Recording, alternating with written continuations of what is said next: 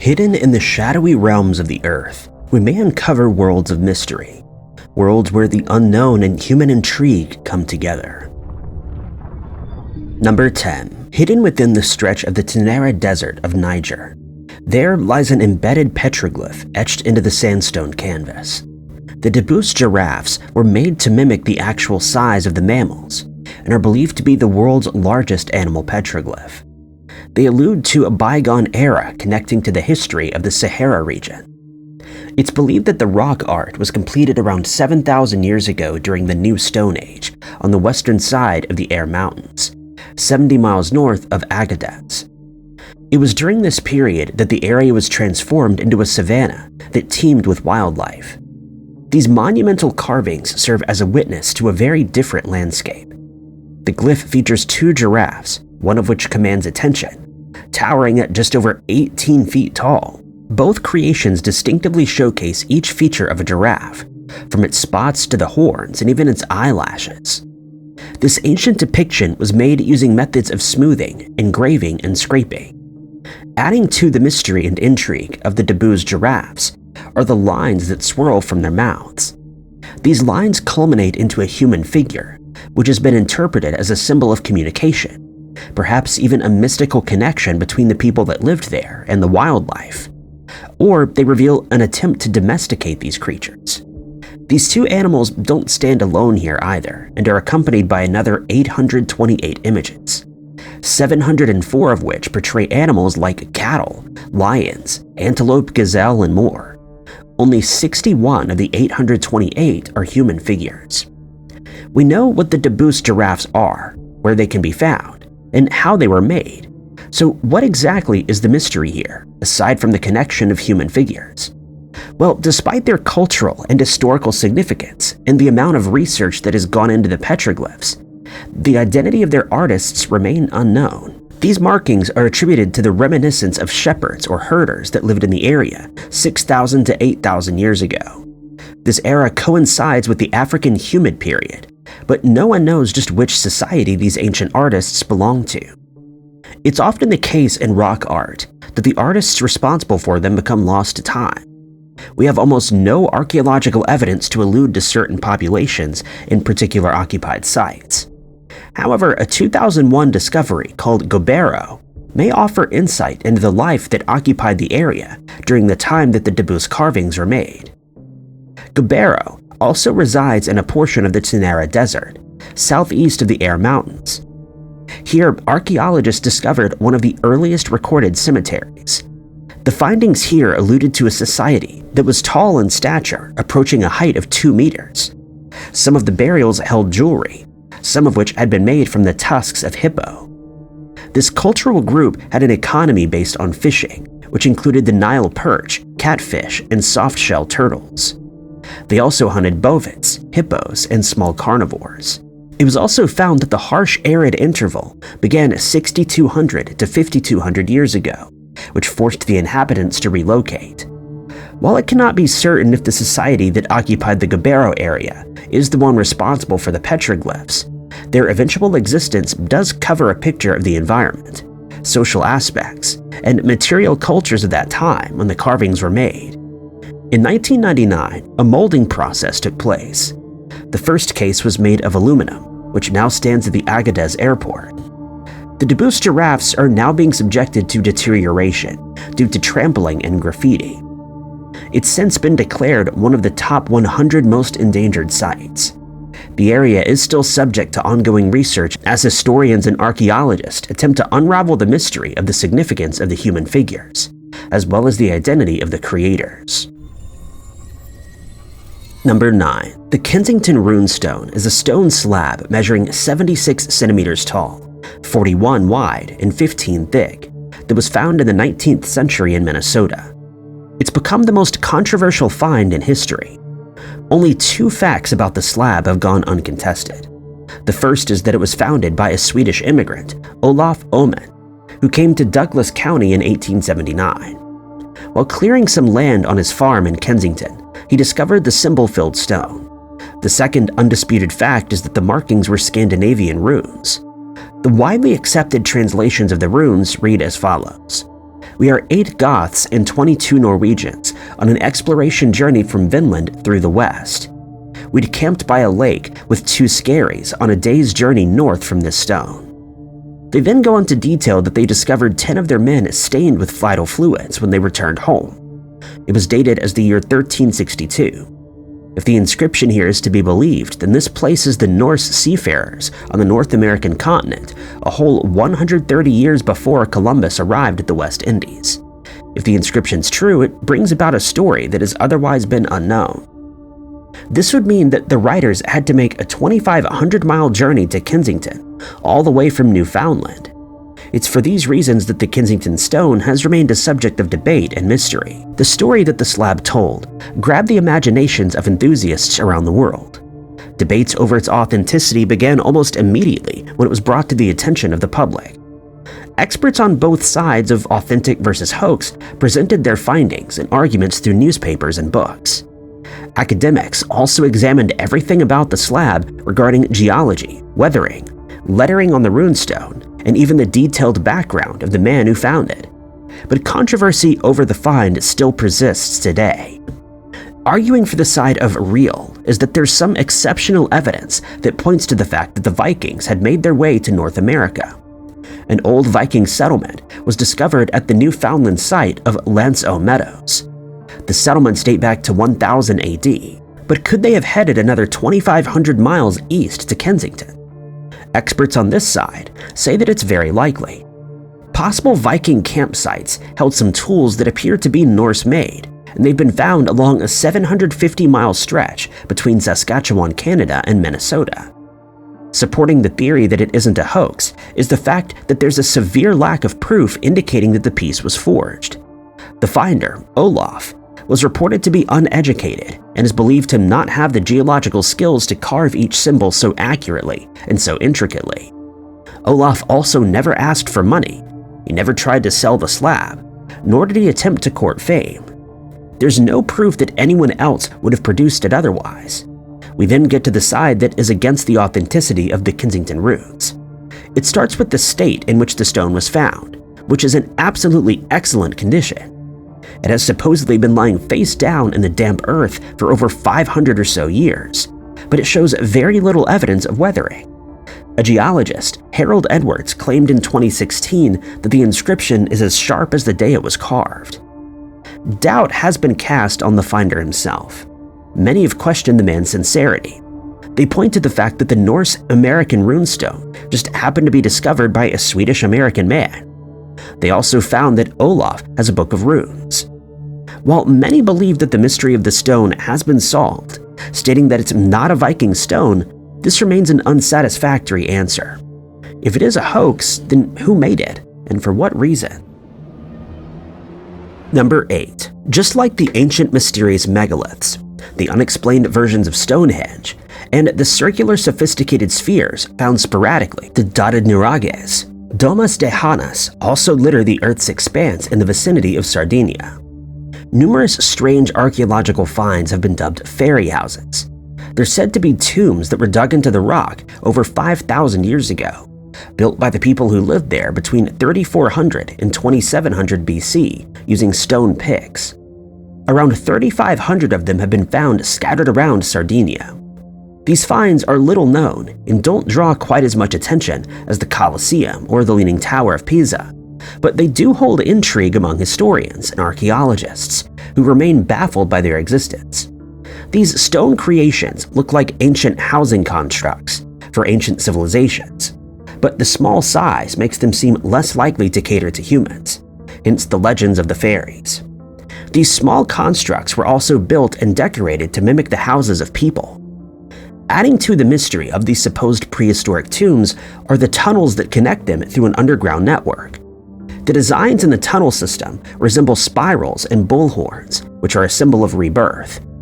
At some of these sites, the Mother Goddess statues have been found, which cements the theme of rebirth and cyclical nature.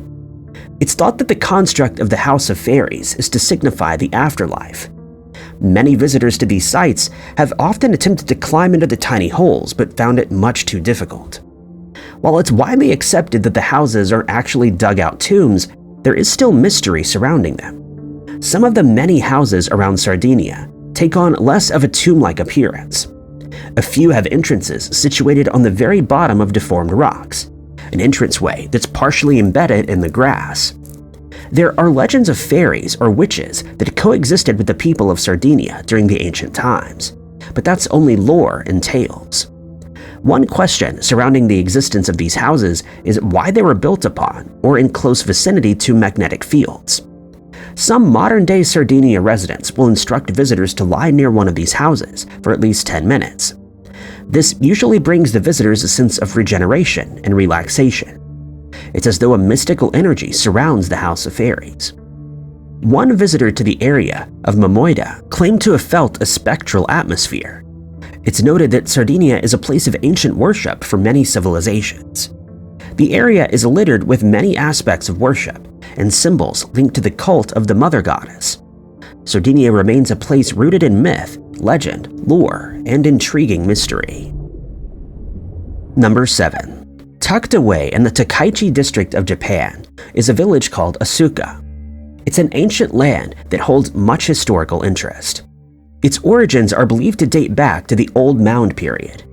This period was characterized by peculiar-looking burial sites that took on a key-shaped mound surrounded by moats. But another unique feature that protrudes from the earth in Asuka is the rock ship. It's known as the rock ship of Masuda. This feature is one among numerous other peculiar carved granite stones that litter the region. This rock ship, though, was found to be the largest of its kind. It stands close to the top of a hill in the village, measuring a length of 36 feet and a width of 26 feet, and a height of 15 feet, weighing somewhere in the vicinity of 800 tons. This immense rock has had its top flattened at a 45-degree angle, and there are 2 1-meter square holes that have been carved into it. It also adorns a ridgeline parallel to both windows. At its base, lattice-shaped indentations decorated. It's believed to be part of the process that the builders used to flatten its sides, but the rock ship still holds a head-scratching mystery. What exactly is it? While it's referred to as the rock ship, no one is quite certain why it was built, how it was built, given the fact that granite is famous for being difficult to carve, and what its intended purpose would be. It isn't even known if this construct is completed or not. It's thought that its name may have stemmed from a resemblance to a canoe, or perhaps its proximity to a nearby body of water called Lake Masuda. Since its discovery, this sculpture has fascinated scientists and experts who have deemed it a technical wonder. Despite the mystery surrounding this object, many have conjured up theories about what it may be, given the fact that there are so many Buddhist temples around the area. One idea is that the ship was made for religious or ceremonial purposes. But the form and style of the creation don't resemble any other known Buddhist buildings. Another theory suggests that it's a stone of commemoration for the nearby lake, which has since been drained. There exists little to no evidence that this is the case either. The most popular hypothesis is that this stone was an astronomical observation point. They point out that its 45-degree slope aligns with the Japanese lunar calendar. This calendar was important during the early agricultural period. But other leading experts have contested this idea. Another prevailing theory, though, is the megalith marks a burial site for someone of royal descent, with only the entranceway being completed. But this suggestion still doesn't explain some of the strange features that garnish the sculpture. Without any solid evidence pointing to a plausible explanation for the rock ship's existence, the mysteries surrounding it have been set in stone. Number 6. Littering the expanse of Mozambique are hundreds of mountains that protrude in a daunting fashion from the earth. But none of them have been quite as isolated as Mount Liko, which finds itself rising amidst tea and eucalyptus plantations. The area is missing paved roads and hotels. Given that the steep mountain's western face rose 700 meters tall, it's gone unscaled. Climbing was deemed impossible for the locals, and some pretty heavy-duty equipment would be needed to reach the top. Surely by now, though, we found everything there is to find on Earth. There are thousands upon thousands of insect species, various forms of bird life, and every mountain and forest has already been discovered. This is what Dr. Julian Bayliss, an ecologist and conservation scientist, believed until 2012, when he was looking at some satellite imagery and came across something quite peculiar, and incredibly intriguing for the scientific field. The ecologist had actually been looking at an area around Mount Mabu when he discovered something strange atop Mount Liko. It was an undisturbed and uninhabited forest. The trees adorning the flattened peak were soon dubbed the most isolated forest ever to be found in Africa. It took 6 years for Dr. Bayliss to gather enough funding to put a team together, but in 2018 he had done it. Together with the help of 2 climbers, Jules Lines and Mike Robertson, along with another 28 members, climbed the 100-meter rock cliff and made it into the isolated patch.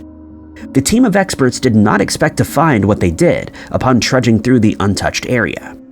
Bayliss had happened upon a new unidentified species of butterfly, which he intended to name after Mount Liko.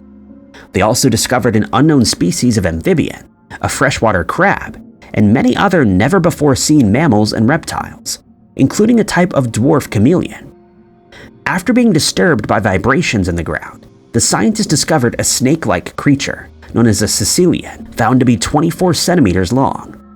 The expedition's small mammal expert, Professor Ara Monagem, also found a delectable soft-furred mouse. Most of the unidentified creatures have yet to be classified.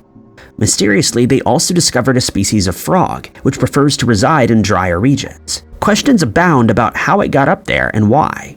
But these discoveries are not the most concerning or mysterious aspect of the journey. The team had also happened upon man-made upturned pots near a water source atop the mountain. This indicated that at some point they'd somehow made their way up there, but the explorers didn't find any other clues of human inhabitants, human disturbance, or human interference. It's thought that these upturned pots are a spiritual offering from a medicine man. The offering would allow the water to keep flowing down to the settlements below, but no one could imagine how this medicine man even reached the top of Mount Liko. The team had to make use of very special climbing equipment to make it possible to scale the walls. Without the proper tools and equipment, it would have been impossible to climb it. Initially, these pots were mistaken for round rocks, but upon closer inspection, the explorers realized just how important this forest would become. They managed to find a broken piece of it in a stream bed that they could later analyze and determine its age, material, and any possible links it may have to the surrounding region, or a particularly ancient group. For now, though, the upturned pots will remain a mystery, and so will whatever other secrets this secluded forest may hold. Number 5. Did humans and dinosaurs coexist? This is the question that's been troubling the minds of many since a strange discovery was made. Mainstream paleontologists and expert geologists placed the dinosaur occupation timeline around 220 million and 65 million years ago.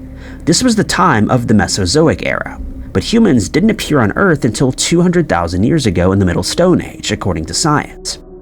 That being said, there have been sporadic claims here and there of purported evidence that humans and dinosaurs weren't so distinct from each other and may have coexisted at some point. This idea grew from stories that stemmed from 1950, when it was stated that a collection of peculiar ancient figurines was discovered. Stories with the figurines at their center began to emerge in America and Mexican press. The legend goes that a German shopkeeper, Waldemar Julsrud, was living in Guanajuato, Mexico when he made a purchase from some local excavators from Acambaro. The purchase was of 33,000 clay sculptures that were made by an unknown civilization. But what exactly are these figurines? Well, they were the representations of dinosaurs, but they weren't just dinosaurs. They were ancient giant lizards being ridden by humans as well as other coexistent features. The 33,000 sculptures showcased examples of humans and the dinosaurs living together. While many archaeologists deem this as a fake, observers beyond the scientific community were intrigued. And so grew the questions asking if humans and dinosaurs lived together at some point, and if they'd gone extinct much later than 65 million years ago. Arguments soon arose against the idea that these figurines were a hoax. Many, including experts, argued that the sheer number of clay depictions made the possibility of faking them very small, unless, of course, an entire village was involved in their creation. Adding credence to the idea that they're real is that if the aim was to trick buyers into purchasing fakes, perhaps the forgers would have made the artifacts resemble known types. The area in which the sculptures were found was in a remote town in Mexico, where inhabitants would not likely know of the exact anatomical construct of dinosaurs. But no dinosaur fossils have been found in the Acámbaro region either, and no other ancient Mexican cultures recorded the existence of dinosaurs. The debate about the Acámbaro dinosaurs reignited when the museum's Applied Science Center for Archaeology tried to date some of the sculptures. Thermoluminescence placed their existence somewhere around 2500 BC, but in 1978, it was proclaimed that the museum's Applied Science Center of Archaeology was actually unable to read the artifact's true dating through this method. Instead, the date was determined through artificial data, using their chemoluminescence. Chemoluminescence is a different type of phenomenon that cannot be used to date an object. Because of this, doubt was cast on the accuracy of the initial dates that were produced. Claims have also been made that these figurines were left behind by time-traveling aliens who would bring knowledge to Central American civilizations. Some believe that humans and dinosaurs coexisted and make use of a biblical interpretation to fit in with this idea. While this is a fascinating theory, these figures have more or less been proven as being fake. Their surfaces displayed no signs of aging. There was no dirt packed into the crevices or curves, and overall they look like they could have been crafted just a handful of years ago. While these figures are still up for debate, it's now been widely accepted that they are in fact a hoax. Number 4. Throughout history, we have seen various bank heists and robbery attempts. Most of the time, the perpetrators are apprehended not long after, with the rare occasion of the identified robber making off with his fortune and going into hiding. There exist a few major bank robberies and heists that have gone unsolved. One such case refers to the Magic Vault heist, as it's more commonly known. This story tells of the robbery that took place at the First National Bank of Chicago in Illinois. It was October of 1977, a Friday evening, when the chief teller had stood in a cage after having counted the money. The cage came after a series of locked and guarded doors of the vault area, situated just 2 floors beneath ground level. The bundles of cash rested on a cart, T12, stacking up $4 million. The teller wheeled the cart off through a heavy door and into the main vault, and promptly locked up for the long Columbus Day weekend ahead. At the end of the working day, the following week after the bank had opened again, the teller recounted that same pile of money. But this time he counted just $3 million. A whole $1 million had disappeared over the course of the weekend. That $1 million disappeared in the form of $50 and $100 bills, taken straight from the subterranean vaults. Auditors soon began combing the records, checking, double-checking, and triple-checking to determine if a bookkeeper had made a mistake, or if the computer missed a digit. But this was not the case. The FBI and bank officials concluded that it must have been an inside job, given the amount of security protocols in place. First, the robber would need to know how to squeeze past several sets of guards, who log everything coming in and going out of the vault area, as do the entrance TV monitors. He would then also need to have one of the cart's 4 keys, which only a few bank officials had access to. This included the chief teller himself, his supervisor, and a few of the bank officers. This thief would also have to leave the bank unnoticed with a haul of 20 pounds, which evidently makes him a familiar face in the bank. The FBI also suggests the perpetrator purposefully looted an even amount of $1 million, knowing that the bank officers would waste time attributing the gaping cavity among the bundles on the cart to an accounting error. The following week, it appeared that investigators had a break in the case. They'd administered lie detector tests to all the bank employees, including the chief teller and the 100 other bank workers. It was then theorized that someone who had access to the vaults had walked off with the bundles of cash and turned it over to a confidant who then flew it out of the country. Officers revealed that they had some suspects, one of which had been fired from his banking position. This employee was a DuPage County man named Henry J. Zag. He held the position of a clerk in the money storage area which the cash was stolen from. He had failed a lie detector test, but as we know today, lie detector tests can be erroneous. Despite having no proof, Zach was fired, but no charges were ever filed because they didn't have the money to prove the claim. There was also no indication that this bank official had even entered this particular vault that weekend. The thief had gone unseen, unnoticed, and unapprehended, which is why it was declared the Magical Vault Heist, an enduring mystery to this day. Number 3. In 1957, an exciting, intriguing, and important discovery for the archaeological world was made. From this, we find the story of the Leidenberg heads that emerged. It was that year that the first fragments of the discovery were found, and not by archaeologists. Instead, the artifacts were found by a boy who was playing in a nearby field on his father's arm, which lies just short of Leidenberg in the eastern Transvaal of South Africa. Between 1962 and 1966, the boy, who continuously visited the Sterkspruit Valley, would uncover more and more pieces. At the time, of course, he was unaware of the amazing discoveries he was making. The boy grew into an adult and became known as Ludwig von Bezing, as he entered the University of Cape Town, where he would study medicine. There, he also joined the archaeological club. He took his fragments there, and they piqued the interest of the archaeologist at the university. An excavation was later carried out of the site where the shards were found, and out emerged the Leidenberg heads, terracotta sculptures that had been hollowed out as though their intentions were to be worn. The fragments that Ludwig had found were also reconstructed, making another head, totaling them at 7. 2 of them were big enough to fit over the head of a child, while the other 5 were at least half the size. Each head was hollowed out and inverted into a U shape. While there are some differences among all 7, there are many more similarities that allow for the justification of their group categorization. The 2 heads, though, that were found during the excavation are the set that is mostly referred to as the Leidenberg heads. They were found to date back to around 500 AD. It's believed and accepted that the rest of the group had also emerged at this time. These artifacts, at this point in time, serve as one of the earliest examples of the Iron Age south of the equator. They're also an indicator of the earliest known form of African sculptural art. It's guessed that they were created by early farmers. Their decorative aspects may be representations of hair, scars, and dental reconstruction. The heads were initially painted white and black, some of which are thought to have been mounted on poles. The artists behind these creations have been credited as the Bantu herders, who may have populated South Africa at the time. Similar ceramics were also found in the Gustav Klingbeil Nature Reserve, which is believed to be connected to the pottery found at the site where the heads had come from. Some believe that they represent spiritual forces and play a key role in initiation ceremonies, but this is considered mere speculation, and their true purpose remains an enduring mystery that is yet to be uncovered. Number 2. The USS Wildcat was a 48-ton, 2-masted schooner. It was built to function as a shallow draft Chesapeake Bay schooner before being transported by the Navy station in Baltimore in 1822. It then became part of a 9-vessel Mosquito fleet that was organized by David Porter by order of the Congress.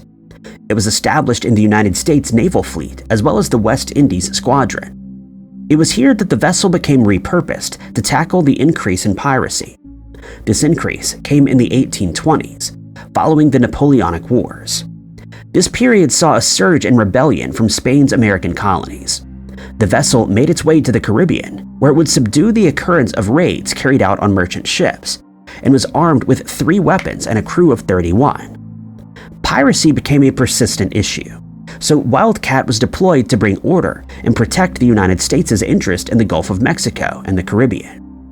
In February of 1823, the Wildcat departed Norfolk, commencing its 18-month-long patrol on the waters between Cuba and Puerto Rico. It later returned to Norfolk to replenish both supplies and crew members who've been decimated by yellow fever. At this point, the fleet that the Wildcat belonged to was stationed at Thompson's Island, which is known as Key West today. Then, under the command of Lieutenant James E. Laguerre, the vessel would be guided through its bi-weekly duties to and from Cuba, temporarily under the command of Midshipman L.M. Booth in the summer of the following year. On the 25th of August in 1824, the U.S. Navy schooner was heading for Havana in Cuba, but this would be its last voyage.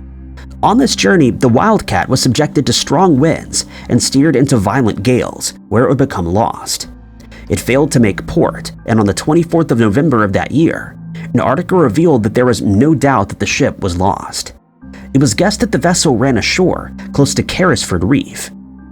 The arm chest belonging to the Wildcat was found in the area, but the crew and the remainder of the vessel were not. Later, it became one of the many vessels associated with the Bermuda Triangle, given the documentation of strong winds and the fact that the ship had never been discovered. To this day, the disappearance of the Wildcat and many other ships and aircraft remain enduring mysteries associated with the infamous and mysterious Bermuda Triangle. Number 1. Is this old stone a 120 million year old map? This is yet another argument among experts and an intrigued community when it comes to the Dashka stone. It was discovered by archaeologists from the Bashkir State University, who were studying a site in the Ural Mountains of Russia back in 1999. They'd immediately been struck by the immense size of this smoothly cut stone slab. It measured 58 inches tall, 42 inches wide, and 6 inches thick, weighing around 1 ton. According to the researchers, it also appears to be some sort of topographical map of Bashkiria, an area of the Ural Mountains. It's said to have been made to a scale of 1 to 1.1 kilometers. The tablet was claimed to be the map of the creator of the universe, which has baffled researchers ever since its discovery.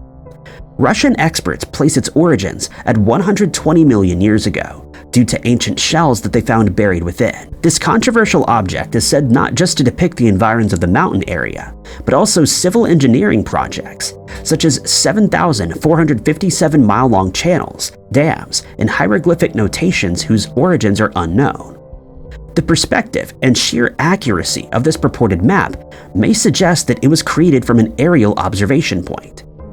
Adding to the already intriguing mystery of the Bashka stone is the fact that the writing inscribed on it hasn't been entirely deciphered, but it's thought that this is an ancient form of Chinese writing.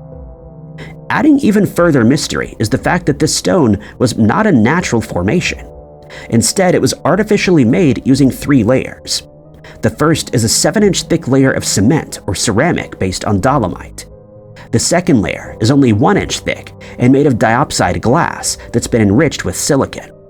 The last layer, only a couple of millimeters thick, was made from a calcium porcelain mix, which is thought to either add protection to the tablet or create diffused light to illuminate the inscriptions. According to a professor from the Bashkir State University, Alexander Chuvarov, and other experts were able to find proof that this is a map of the area. He pointed out that they identified Ufa Height on this alleged ancient map, while Ufa Canyon became their center of proof.